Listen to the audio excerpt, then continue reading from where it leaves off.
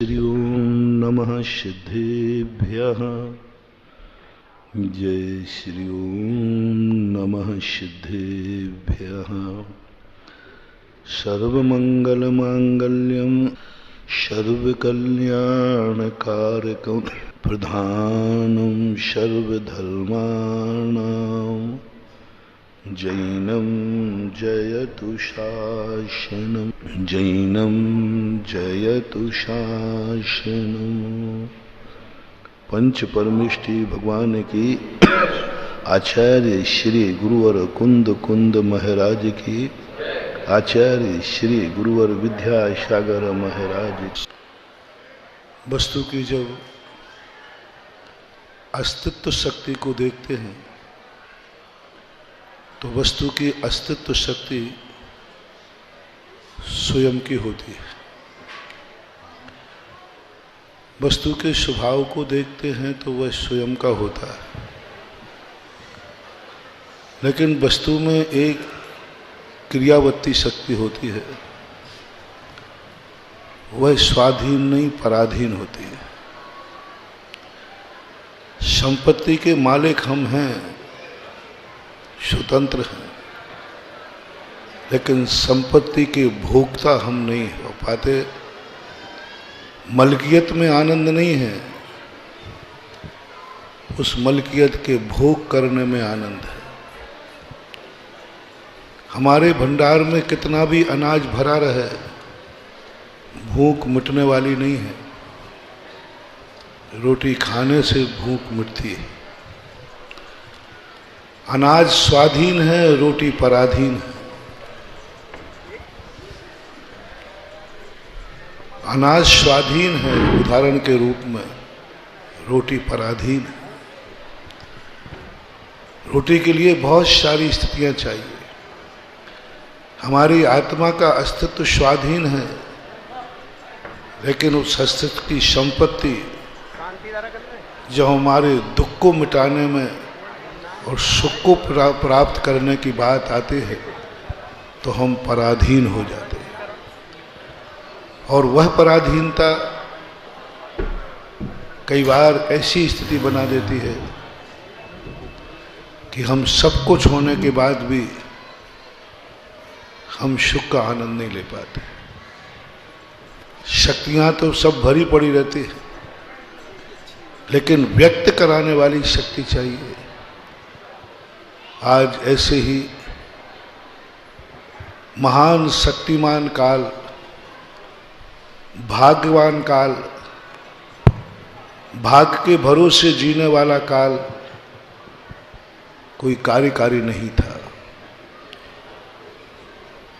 जब जब भाग्य का युग आता है तब तक धर्म खत्म हो जाता है। भोग भूमियों में भाग्य भरोसे खाते, एक दिन हमने कहा था वासा खाते, देवता बासा खाते, नारकी बासा खाते। त्रियंचों को बासे और ताजे का कोई ज्ञान होता नहीं है। मात कर्म भूमि का आर्य खंड का मनुष्य। जब व्यक्ति अपने वर्तमान की स्वयं कमाई का उपभोग करता है तब मोक्ष मार्ग के दरवाजे खुल जाते हैं। ऋषभदेव एक ऐसे युग की संधि काल में हुए। एक और भाग्य भरोसे जिंदगी जीने वालों ने अपनी जिंदगी को निकम्मा बना लिया था, और एक ऐसे युग के लिए उनको झनकार मिली, ऐसे युग की नियुक्ति करने के लिए मिली जहां बासे की तरफ देखना ही नहीं,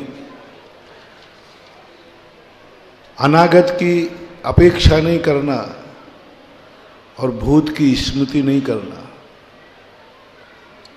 ऐसे वर्तमान की जिंदगी जीने की कला के लिए उनकी नियुक्ति हुई, और उन्होंने आकर के सारे जगत को आशीर्वाद नहीं दिया, सारे जगत को कोई मंत्र नहीं दिया, सारे जगत को सहयोग नहीं दिया। जो महान आत्माएं अपने अधीनस्थ व्यक्ति को सहयोग देती हैं, वे महान आत्माएं उस अधीनस्थ के दुश्मन होते हैं। अच्छा लगता है, बड़े आदमी मुझे सहारा दे रहे हैं, समझ लेना ये तुम्हारे दुर्भाग्य का दिन है। बड़े आदमी जब तुम्हारे लिए कुछ ऐसा कहें कि तुम्हें कुछ नहीं करना, मेरा आशीर्वाद है, समझ लेना ये तुम्हारे मिटने के दिन का लक्षण है। महान आत्माएं जब भी तुम्हें आलम्बन रूप स्थिति में लाएं, आलम्बन नहीं लेना। एक बार मैंने प्रवचन में कहा था, सबसे बड़ी जिंदगी का एक नियम बनाना, हमें कभी बड़ों का सहारा न लेना पड़े, उनकी कृपा दृष्टि। आपने देखा जब स्कूल में विद्यार्थी पढ़ता है, उसे 10 नंबर का गुरु कृपा दी जाती है। गुरु कृपा के 10 नंबर मिलना किस बात का प्रतीक है? सौभाग्य का कि दुर्भाग्य का? जल्दी बोलो, किसके नंबर है उनके? उनको क्या बोलते हैं?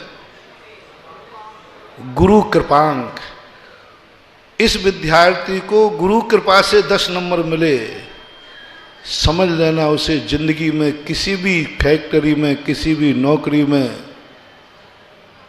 है, सब जगह अगर साहब मैं गुरु कृपा 10 नंबर लेके आया, सबका बाहर भाग। यानी गुरु कृपा के 10 नंबर हमारे दुर्भाग्य का संकेत है।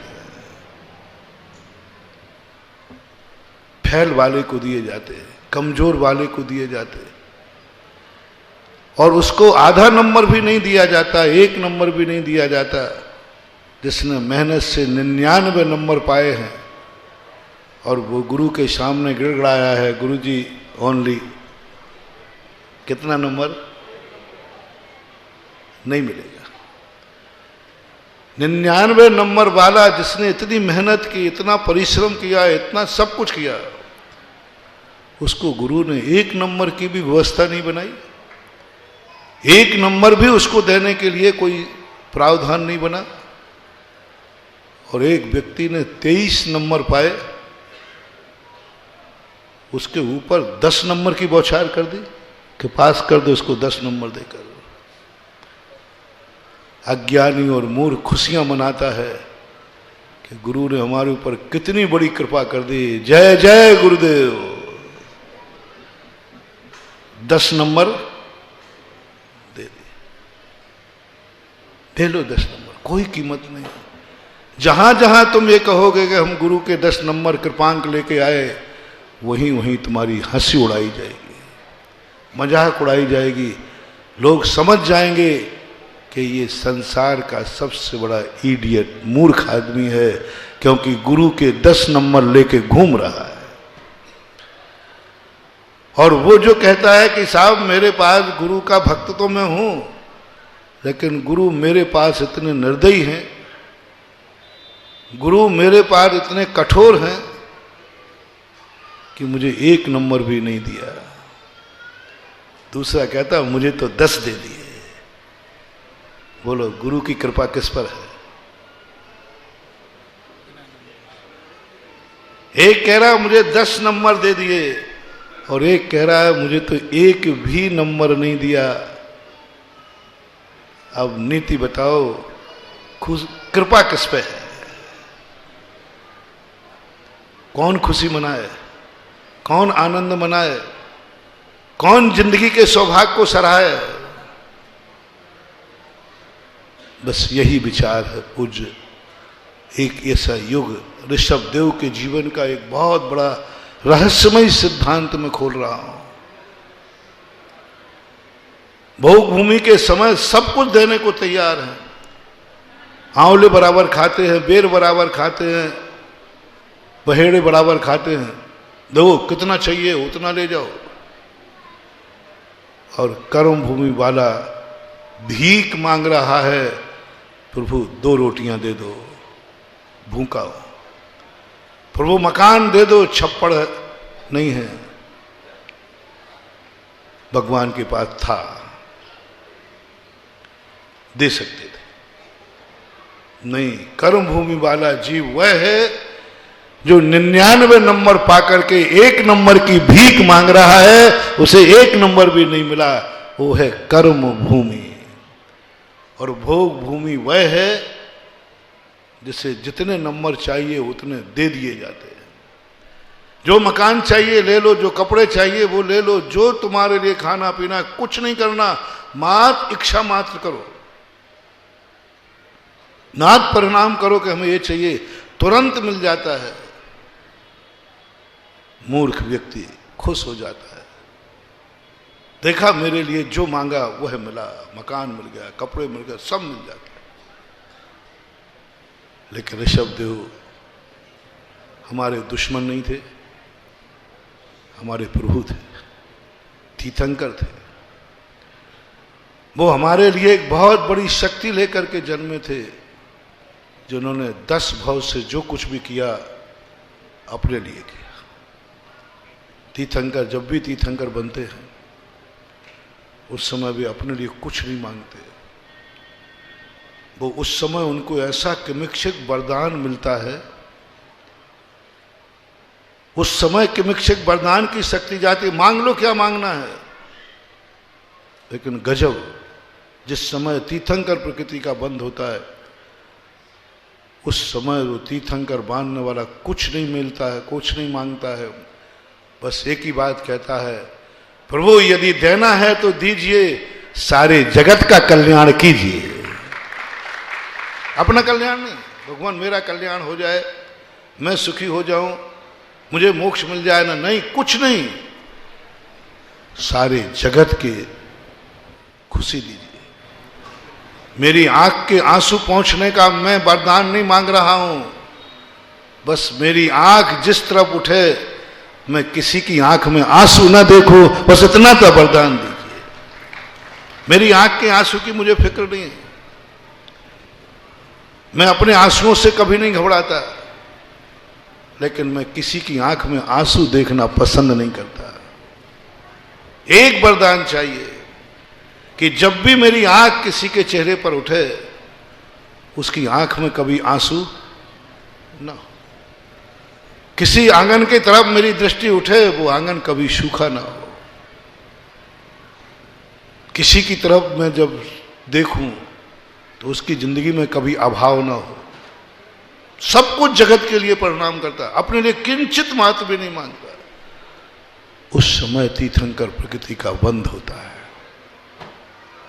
ऋषभ देव ने अपने पिताश्री के समोषण में तीर्थंकर प्रकृति का बंध किया था। इनके पिताश्री भी तीर्थंकर थे और उनके समोषण में बैठकर, बीच की कहानी को मैं गौण करता हूं संक्षेप में जो हमें शिक्षा लेना है। तीर्थंकर प्रकृति को बंद करके आए थे, जब उनके सामने बात पहुंची पिताजी नहीं कर पाए। पिताजी का मन हुआ नाभि राय का, ये सब भूखे हैं, रोटियां बांट दो, इन सबके पास मकान नहीं है, का मकान बनवा दो, इनके पास कपड़े नहीं है, कपड़े बनवा दो। ऋषभ देव ने रोक लगा दी, नहीं पिताजी, क्या बोलते हो, तुम तो करुणा निधान हो, तुम्हें तो लोग भगवान के रूप में मानते हैं, तुम रोक रहे हो। नहीं, आप जो इनको दे रहे हो ये आपकी पुरानी आदत है। ये आप जिस युग में जन्मे हैं, आप उस युग के जीव हैं पिताजी जहां भोग भूमि है, और मैं उस युग में जन्मा हूं जहां कर्म भूमि है। तुम उस युग में जन्मे हो जहां गुरु कृपाण के दिए जाते हैं, और मैं उस युग में जन्मा हूं जहां गुरु का एक अंक भी नहीं दिया जाता। मेरा युग है ये, कर्म भूमि है। उन्होंने सारी जनता के लिए, आंगन में कल्प वृक्ष था नाभि राय के, सौधर्मेंद्र बाजू में बैठा था, सारे देवता बैठे थे, प्रभु 10 वर्ष अतिशयों के युक्त थे। 1 सेकंड लगता सबके दुख दूर करने में। 1 सेकंड लगना था, लेकिन नहीं किया उन्होंने। एक हाथ उठा देते सारे संसार के दुख दूर हो जाते, नहीं किया उन्होंने। बहुत बड़ी बात महानुभाव। उन्होंने कहा, सुनो, अभी तुम अपना दुख मिटाना चाहते हो, 1 नंबर और पाना चाहते हो, तो पढ़ाई शुरू करो, अध्ययन करो, अपने पसीने से 1 नंबर लाओ, गुरु से 1 नंबर भी लेना दुर्भाग्य का सूचक है, और अपना 1 नंबर भी पाना सौभाग्य का सूचक है। मैं यदि तुम्हारे लिए दे दूंगा तो तुम्हारा सौभाग्य, मोक्ष का दरवाजा बंद हो जाएगा, तुम एहसान तले दबोगे, तुम्हारे अंदर एक परिणाम जागेगा, चिंता करने की जरूरत नहीं। भगवान बैठा है, पिताश्री बैठे, कल्प वृक्ष बैठा है, इसलिए तो मोक्ष का दरवाजा। जब जब भाग्य भरोसे कोई चलाता है, मेरा पुण्य कितना है, महानुभाव, जब जब ये परिणाम आए, मेरा पुण्य कितना है, मेरा भाग कितना अच्छा है, समझ लेना अब बुरे दिन आने का समय है, तुम्हारे लिए कोई ऊंचाइयां नहीं पा पाओगे। जब तुम्हें अपने पुण्य को नकार दो, किस्मत को नकार दो, और तुम कहो मैं जब जागूंगा तभी सवेरा होगा, सवेरा होगा तब नहीं जागूंगा। फिर से बोलो, सवेरा होगा तब नहीं जागूंगा, मैं जागूंगा, मुहावरा है ना, तब जागो तभी सवेरा है। ये नीति ऋषभदेव ने कही और कहा, चलो कहां ले जा रहे हो साहब, हल उठाओ, ये खेत है, इसमें बीज बो, भगवान भूखा हूं, भूखे बो।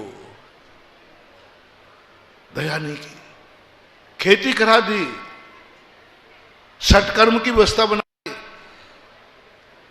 और कहा जो कमा के खाएगा वही मोक्ष जाएगा, और जो भाग्य का खाएगा वही संसार में रह जाएगा। अब आपको किसका खाना है, कटनी वालों? सारा जगत सुन रहा है आदिनाथ जयंती का। सबसे बड़ा शिक्षा अपनी जिंदगी में लो कि अपने पुरुषार्थ, अपनी हुनर, अपनी शक्तियां, और वह शक्ति का जो उपयोग है वो किसी ना किसी निमित्त से आ गया। ऋषभदेव निमित्त बने, ऋषभदेव दीपक नहीं बने, ऋषभदेव घी नहीं बने, ऋषभदेव बाती नहीं बने, ऋषभदेव मिट्टी का दीपक नहीं बने, ऋषभदेव बने माचिस की काड़ी। माचिस की काड़ी से कोई प्रकाश नहीं होता, और होता है तो कितनी देर, एक। उन्होंने कहा दीपक तुम्हारा है, ये सब कुछ तुम्हारा है, मैं माचिस की तिल्ली बन करके तुम्हारे दीपक को जलाऊंगा। जो मेरे भरोसे रहेगा उसको 1-2 सेकंड के बाद वो तिल्ली चटका लगा देगी। उस तिल्ली कहती है कि मेरे भरोसे यदि तुम ज्यादा टिक गए तो चटका लगेगा, और मेरे से तुमने दीपक जला दिया तो ना चटका लगेगा, और जीवन भर तुम अंधेरे से मुक्त हो जाओगे। 4 पुरुषार्थों की जो कहानी है, ये ऋषभदेव की देन है। पुरुषार्थ करके अपनी जिंदगी को बनाना, और इन निमित्तों के लिए जो जो ऋषभदेव करते गए, सारी दुनिया उनके पीछे चलती गई। दुनिया का निमित्त बनने के लिए, गुरु बनने के लिए वीटो पावर का प्रयोग मत करो। महान बनने के लिए बड़े आदमियों की शक्ति होती, मेरे पास वीटो पावर है, मैं जो करना चाहूं करूंगा। ये अहंकार है, ये रावण की नीति थी, और ये विनाश की नीति है। नहीं, मैं वीटो पावर का प्रयोग नहीं करूंगा, मैं हर जगत की आत्मा में वीटो पावर जागृत करूंगा, और हर आत्मा को वो कला सिखाऊंगा जो कला मेरे पास है। जो आत्माएं ऐसा नियम लेकर दुनिया में आती हैं जो 99 नंबर से 1 नंबर देती नहीं है, लेकिन 1 नंबर पाने की कला सिखाती है, और जो नंबर लेने की कला नहीं सिखाते, 10 नंबर अपने शिष्य को देने का, अपने भक्त को देने का, अपने बेटे का अहंकार रखते हैं, इन दोनों में से अच्छा पिता कौन है? जो 10 नंबर देने के लिए तुम्हारे ऊपर कृपा कर रहा है, और वह जो 1 नंबर पाने के लिए तुम्हें जगा रहा है, उठो पढ़ो, पढ़ना है। इन दोनों में से दुनिया किसके पीछे दौड़ेगी और तुम किसके पीछे दौड़ोगे? दुनिया किसके पीछे दौड़ी और तुम किसके पीछे दौड़ोगे? बोलो ना। महाराज जी आप तो 10 नंबर दे दो, मामला गड़बड़, झगड़ा डंडा मत करो।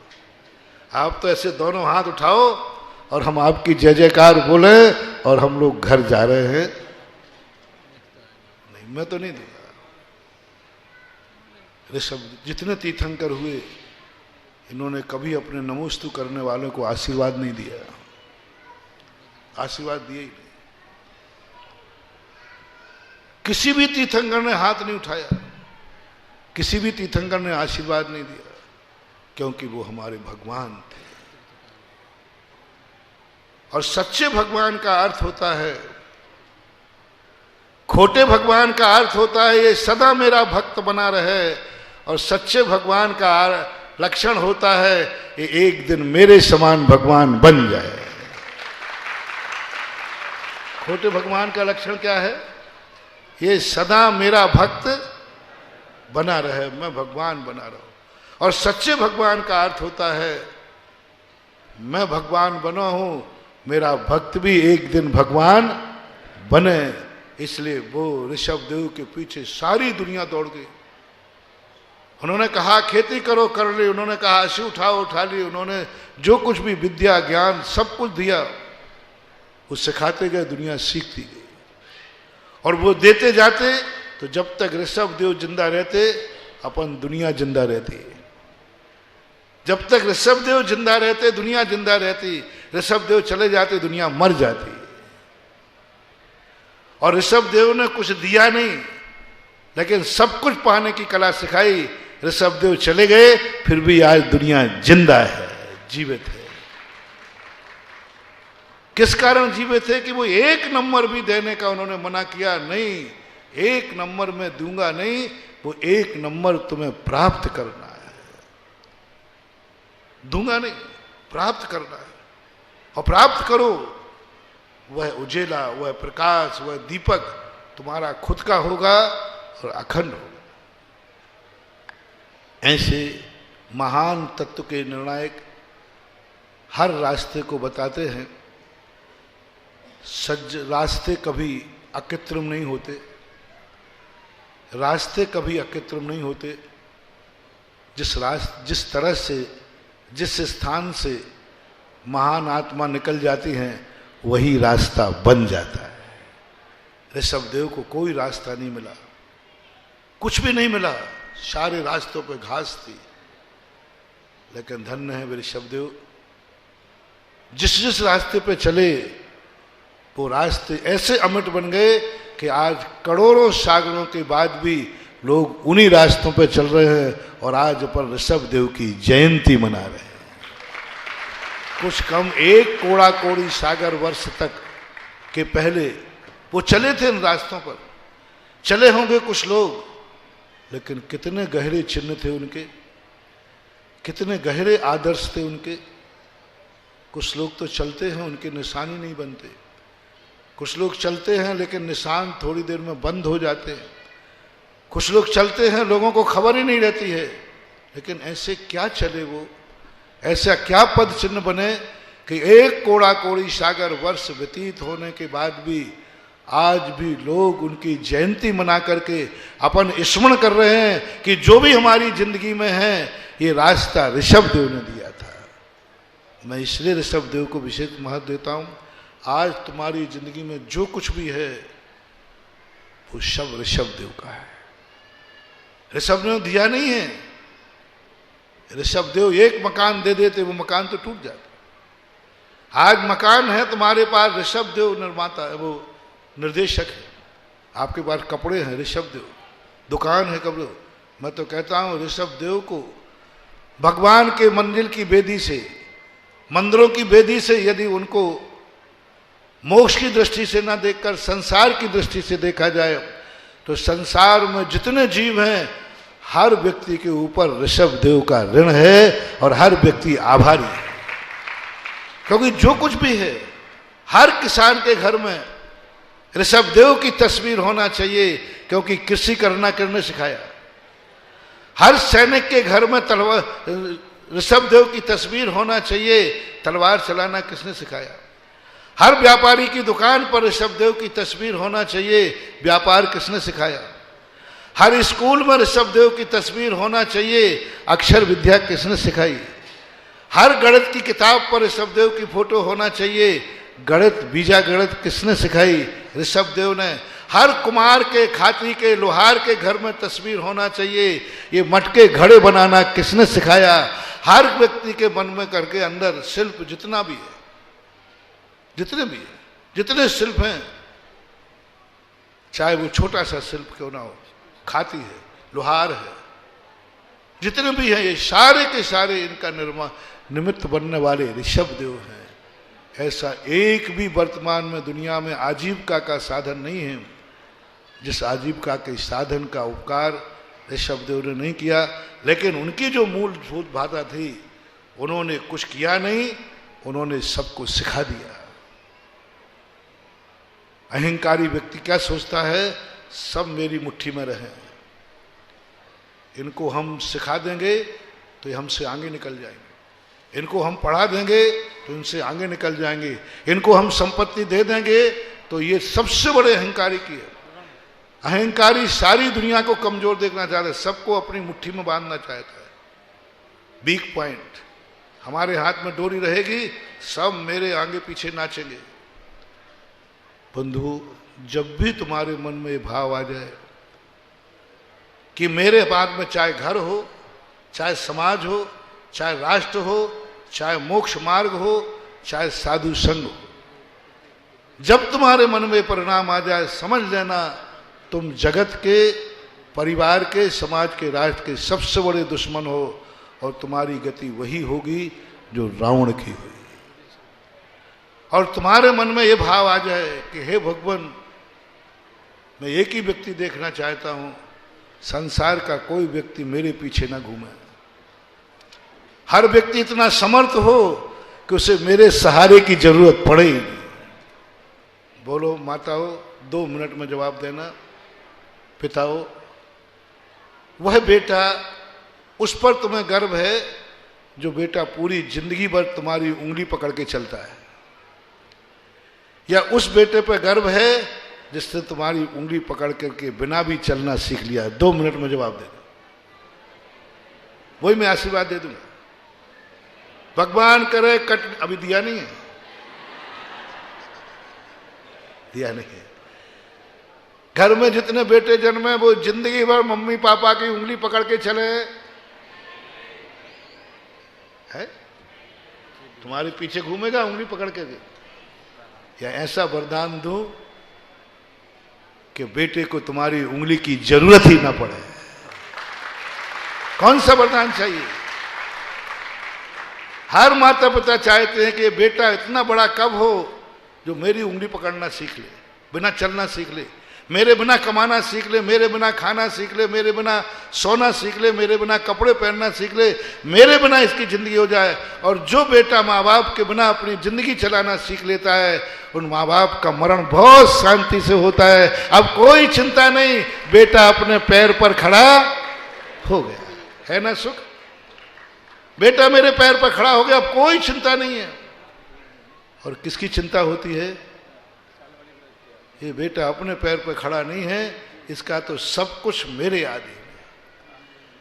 इसलिए जब तुम्हारे मन में सच्चा बड़ा आदमी, सच्चा शक्तिमान आदमी, सच्चा अधिकारी वह है जिसके मन में ये भाव आए कि हे भगवान, मेरा अधीनस्थ व्यक्ति को कभी मेरा सहारा ना लेना पड़े, मेरी उंगली पकड़ना छोड़ दे, ये अपने पैरों से जिए, अपनी जिंदगी जिए, ऐसा परिणाम तुम्हें आ जाए तो आज ऋषभ देव की जयंती मनाना सफल हो जाएगा। ऋषभ देव चाहे थे तो सारी दुनिया को अपनी उंगली पर नचा देते, ऋषभ देव चाहे थे तो सारी दुनिया उनके पीछे घूमती, उनके आगे पीछे घूमते, उनके चरणों में गिड़गिड़ा के पड़ती, लेकिन वो ऋषभ देव थे, वो महान थे, वो पूजनीय थे। आज ऐसे ही नहीं इनको मंदिरों में बैठाल दिया गया, ऐसे ही नहीं अपन इनको पालकी पे बैठाल के लाए, ऐसे ही नहीं अभी शांति धारा करेंगे। इनका सबसे बड़ा एक गुण था, सर्वशक्तिमान थे, सारी दुनिया को अपनी मुट्ठी में बांध सकते थे, लेकिन इन सर्वशक्तिमान प्रभु ने कहा, प्रयास किया कि संसार के किसी व्यक्ति को मेरा सहारा न लेना पड़े, मेरे पीछे न घूमना पड़े, हर व्यक्ति अपनी आवश्यकता की पूर्ति स्वयं करे, स्वयं करे। महाभारत के अंदर आया है कि जब गांगे बार बार जब टेंशन में आते थे और पहुंच जाते थे गंगा के पास, अंत में गंगा ने फटकारा, मैंने तुझे जन्म दे करके बहुत बड़ा बुरा किया है, जब देखो जब तू मेरे पास चला आता है, इतना बड़ा होने के बाद भी स्वयं निर्णय लेने की क्षमता नहीं है, यही मेरा दुर्भाग्य है। ऐसा परिणाम अपन को जगाएं, जो जहां जिसके अधिकार में हो, जो जहां जिसका मालिक हो, उसमें एक ही भावना फेरे आज से कि नहीं, मैं किसी को अपने अधीन नहीं बनाऊंगा। दूसरे के अधीनता स्वीकार, अपने को अधीन नहीं बनाना, दूसरे के अधीन नहीं होना, ये कोई बड़ी बात नहीं है। सब लोग ये भावना भाते हैं, भगवान ऐसा बताओ कि मुझे किसी के अधीन नहीं होना पड़ा, हे प्रभु ऐसा बताओ मुझे किसी की नौकरी नहीं करना पड़ा, हे भगवान ऐसा बताओ मुझे किसी के सामने हाथ ना फैलाना पड़े। ये सबकी भावना है कि मेरी भावना है? बोलो भाई, कि मुझे किसी की नौकरी, मुझे किसी का दास, मुझे किसी के अधीन, पक्का सबका। मैं तुम्हें आशीर्वाद दूंगा, ऋषभ देव से दिलाऊंगा, आज शांति धारा में भावना भाऊंगा कि जो जो आदिनाथ जयंती मना रहे हैं उन सबकी ये भावना पूरी हो।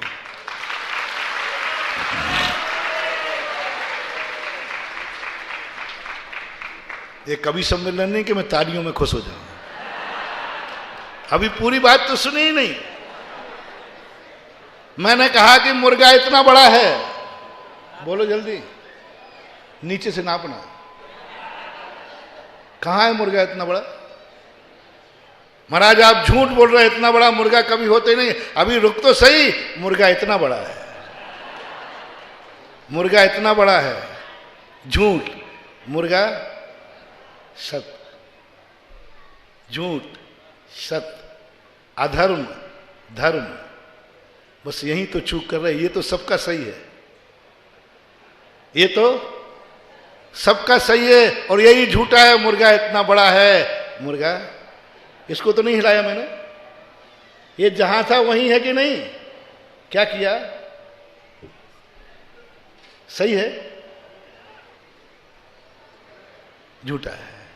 अभी तुमने यही सुना है, आशीर्वाद मिल गया सबको हो जाए। दूसरी चीज सुनो, ऋषभ देव कह रहे हैं उनको वरदान दे देना और मैं दे दूंगा कि मुझे कभी किसी का नौकर नहीं बनना पड़े, किसी का दास नहीं बनना पड़े, किसी के सामने हाथ नहीं फैलाना पड़े, किसी का सहयोग नहीं लेना पड़े, ये मिल जाएगा। बस एक नियम और तुम्हें लेना है कि मैं किसी को अपना दास नहीं बनाऊंगा, मैं किसी को अपना नौकर नहीं बनाऊंगा, कोई मेरे सहारे पर न रहे। आज के बाद जिंदगी में भावना भाव होने ऐसा दिन आ जाए कि संसार में किसी व्यक्ति को मेरा नौकर न बनना पड़े, मेरा दास ना बनना पड़े, मेरे हाथ सामने हाथ ना फैलाना पड़े, मेरा सहयोग ना लेना पड़े, मेरे दरवाजे ना आना पड़े, मुझे किसी के दरवाजे नहीं जाना। ये तो सबकी नीति है। और ऋषभ देव की नीति थी तुम भाव ना भाओ कि संसार में किसी व्यक्ति को तुम्हारे दरवाजे ना आना पड़े, ऐसा संसार हो। कैसा संसार हो? मुझे किसी के दरवाजे जाना पड़े, ये संसार नहीं। मेरे दरवाजे कोई ना आए, ऐसा संसार हो। ये था ऋषभदेव का सिद्धांत। ये ऋषभदेव का सिद्धांत। हर व्यक्ति चाहता है कि मुझे किसी की नौकरी नहीं करना पड़े। और क्या भावना पड़ा है, 10-5 नौकर हमारे यहां हो। देवियों, जब तुम इनसे लड़ती हो ना, तभी कहते हो कौन सा नौकर लगा दिया रोटी बनाने वाला। मैंने सही कहा ना? हाँ, बोलता रहा, मुंह भर दिया करो, क्योंकि हम कई बार धुआं में लाठी चला देते, फिर तुम लोगों को देखते हैं। यही दुर्भाग्य है। ऋषभदेव कहते हैं तुम्हारे यहां नौकर है तो एक माला ऋषभदेव के लिए फेरो कि हे ऋषभदेव, मेरा नौकर मेरा जैसा सेठ कब बनेगा, यही मेरी भावना है। महाराज, सारे सेठ बन जाएंगे तो हमारी रोटी कौन बनाएगा? चिंता मत करो। जो सारे नौकरों को सेठ बनाने की कल्पना करता है, वो एक ऐसे अहमेंद्र पद को प्राप्त होता है जहां रोटी की जरूरत ही नहीं पड़ती। अहमेंद्र होते हैं, उनका कोई नौकर नहीं होता।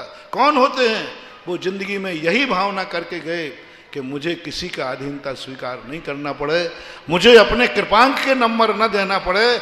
हर व्यक्ति, योग्य व्यक्ति को ही कहा जाता है तुझे 1 नंबर भी नहीं मिलेगा, 1 नंबर भी नहीं मिलेगा। क्यों तू 99 ला रहा है और मुझे मालूम है तू एक दिन 100 भी। और उसको 10 इसलिए दे दिए जाते हैं, इस बार तो 23 लाया ही है, अगली बार में तो स्कूल आना और बंद कर देगा।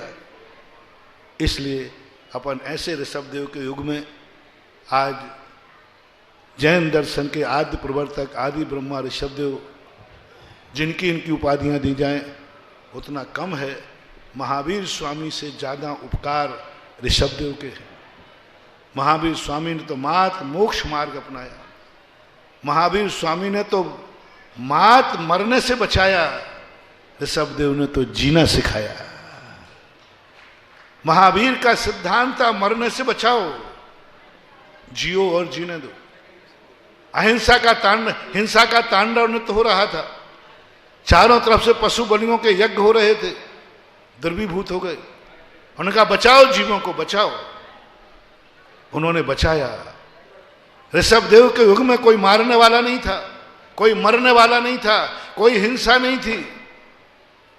ऋषभदेव में कोई हिंसा नहीं थी, कोई मारने वाला नहीं था, कोई मरने वाला नहीं था। उन्होंने जीना सिखाया। मरोगे तो नहीं, जियोगे कैसे? और महावीर ने कहा जब बचोगे नहीं तो जियोगे क्या? जब बचोगे नहीं तो जियो क्या? तो उन्होंने कहा जियो, मरो मत। और महावीर ऋषभदेव ने कहा जिंदगी कैसे जीना है, तुम्हारे लिए कोई मारने वाला नहीं है, लेकिन पूरी जिंदगी गुजारोगे कैसे, उन कलाओं को सिखाने वाले ऋषभदेव। आज कोई भी चीज साधु के सानिध्य में की जाती है। जैन दर्शन का एक सबसे बड़ा सूत्र है कि जैन दर्शन संकट मोचक नहीं है, जैन दर्शन मंगल सूचक है। जैन दर्शन संकट में काम नहीं आता, जैन दर्शन मंगल रूप होता है। कार्यक्रम के बाद जब नहीं हो तो संकट में काम आते हैं, लेकिन मंगल सूचक, मंगलाचरण कार्य के बाद किया जाता है कि पहले? पहले मंगल है सब। आज हम साधुओं के सामने तुमने ऋषभदेव जयंती मनाई, और इस तीर्थ क्षेत्र पर तो शायद पहला ही जुलूस आदिनाथ जयंती का आया होगा। तो इसको अंतिम मानूं कि पहला मानूं? इसको अंतिम मान लूं कि पहला मानूं? एक बार और बोलो, एक बार और बोलो। तो आज प्रस्ताव पास किया जाता है कि हर साल आदिनाथ जयंती शहर से चलकर चैतन्योदय तीर्थ क्षेत्र आएगी, यदि मंगल माना है तो। मंगलाचरण करने के बाद कार्य का विराम नहीं होता, मंगलाचरण के बाद कार्य की शुरुआत होती है, अब शुरू करना है। हर साल एक ऐसा बनाओ। और ये तीर्थ क्षेत्र सारे जगत के लिए तीर्थ क्षेत्र है, कटनी वालों के लिए तो एक नसिया है। नसिया जानते थे? एक नसिया होती थी जहां लोग क्या करते थे, जब साल में 2-4 महोत्सव होते थे तो सारी समाज पूरे नगर में घूम करके अंत में कहां पहुंच जाती थी? नसिया जी पहुंच जाती थी। और क्यों महिलाओं माताओं कितनी थक गई? वो थकान मिटाने की गोली आती है, कोई कहता है वो तो नहीं खाना पड़ेगी ना। थकी तो नहीं? कहाँ थकी? 2 किलोमीटर 2.5 किलोमीटर, मैं खुद नहीं थका, कोई नहीं थका होगा। क्यों ना ये नियम बना लिया जाए कि जितने जुलूस कटनी में लिखेंगे, पूरी कटनी में घूमने के बाद चेतनोदय तीर्थ क्षेत्र में उनका महासभा होगा, विराट रूप होगा। और हर साल आदिनाथ जयंती को महावीर जयंती से भी बढ़कर मनाओ। आज भी वो रूप तुम लोग नहीं दे पाए जो देना चाहिए था। बार बार वीर सागर महाराज कह रहे थे, महाराज जी आइटम तो बहुत है, जनता का है देखने वाली। तो हम तो देख रहे हैं। मां सब जितने थे सब आइटम थे, देखने वाले था, सब कोई ना कोई कार्यक्रम लिया हुआ था। और जो भी कार्यक्रम किया जाता है वो देखने वालों के लिए किया जाता है। करने वाला हो और देखने वाला नहीं हो तो उसका मजा नहीं आता है। सब बाराती थे, बारात को देखने वाला कोई, सब बाराती थे, है ना, सब कोई ना कोई आइटम लिए थे। तो उत्साह बनाओ, क्योंकि मैं अभी 4 दिन से 5 दिन से प्रवचन दे रहा हूं।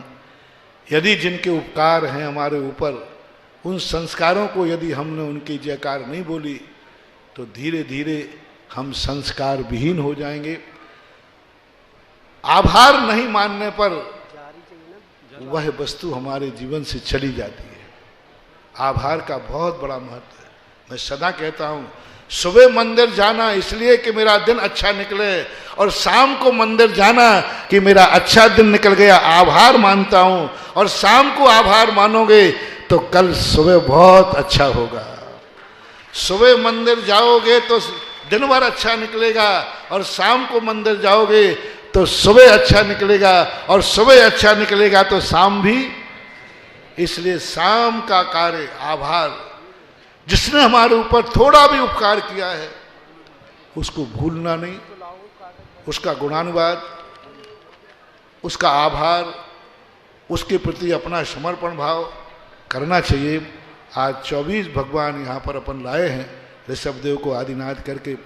ये लोग धन्य हैं जो आज आदिनाथ जयंती पर ध्यान रखना। हर दिन की शांति धारा में अंतर है। हाँ, भगवान तो वही है, दिन कौन सा है? आदिनाथ जयंती तो वही है, लेकिन करवाने वाला कौन है? महाराज। आदिनाथ जयंती तो वही है, स्थान कौन सा है? तीर्थ क्षेत्र। ये 100 गुना बढ़ाते जाना। प्रतिदिन शांति धारा करते हो, किसी पर्व के महोत्सव के दिन करना 100 गुना फल, और वह शांति धारा किसी गुरु के सानिध्य में करना 100 गुना फल। मल्टी करते जाओ, 100 गुणे 100 कितना हो गया? गुरु के सानिध्य में गिनी 10,000 गुणे 10,000, करो जल्दी गुणा। और फिर तीर्थ क्षेत्र पर कर रहे हो तो कितना? गुणा करते जाओ। और ऐसे तीर्थ क्षेत्र पे कर रहे हो जो तुम्हारी शांति धारा इस तीर्थ क्षेत्र को एनर्जी देगी। और आज नौमी, चौथ, चतुर्दशी पड़े शनिचरवार, एक काम के साधते सदैव अनेकों का। धन्य रे बनिया लोगों, तुमने पहले बुकिंग कर दी, मेरे बोलने के बाद करते तो आज मजा कुछ और आता। नौमी, चौथ, चतुर्दशी शनिवार, और कौन सी तिथि आज? चैत सुदी नौमी बदी, जन्म्या श्री भगवान। भगवान जिस दिन जन्म लिया हो, इससे बड़ा मंगल क्या होगा? तो आज तब कल्याणक भी है जन्म और तप जिस दिन, क्योंकि जन्म जयंती मनाई जा रही थी नीलांजना नाच रही थी, उसी दिन तो वैराग हुआ। ऐसे जन्म और तप कल्याण। और आज अपन एक बात को, और 3 क्षेत्र तो बन ही रहा है, 3 महामंदिर बन रहे हैं, और 3 बड़े मंदिर, विशाल मंदिर देख करके, ईंट के मंदिर सैकड़ों साल पुरानी परंपरा गौण हो चुकी थी जो जीवित हुई यहाँ पर। और अब कल जो तुम्हारे लिए 24 का मंगलाचरण भी कल होने वाला है, यानी कल 24 का शिलान्यास होगा। इसलिए कम से कम ये तो रूप तुम लोगों का बने कि कटनी के लोग मंदिर न बना सके, कम से कम मंदिर के शिलान्यास के समय 9 बार नमोकार मंत्र पढ़ना। दूसरे का शिलान्यास में देख रहा हूं, प्रभु ऐसी ताकत दो, एक दिन मैं भी मंदिर का शिलान्यास करूं। भावना भवनाशिनी, जाकी रही भावना जैसी, सो देखी मूरत तिन तैसी। तो जैसी अपनी भावना होती है तैसा ही फलीभूत होता है। तो कल जिन लोगों ने आज तक भी कोई नया नाम आ जाएगा तो जोड़ सकते हैं। कल अपन मंगलाचरण करेंगे, जितने नाम आ गए उनका शिलान्यास शुरू करेंगे। और देखो भाई, मैं ये बात भी कह देता हूँ, मुझे तो यहाँ पर ये तो रास्ते में पड़ गया। हाँ, परमिट तो वीर सागर को था, एक परमिट पे हमने 2 गाड़ी चला दी। मेरा परमिट आगे का है, मेरा परमिट आगे का है, इसलिए हाँ। और तो ये आगे की जो 24 है मेरी कल तक जितने हो जाएंगे वो तो मैं करा दूंगा। आगे के 24 का नाम इन वीर सागर, विशाल सागर और धवल सागर के खाते में छोड़ता हूं। और अब आगे का कार्य तुम लोग यहाँ करना, और जैसा भी होगा फिर और बता देंगे, कल बताएंगे। समय आपका हो गया, इतने कह के विराम करता हूँ। महावीर भगवान है कि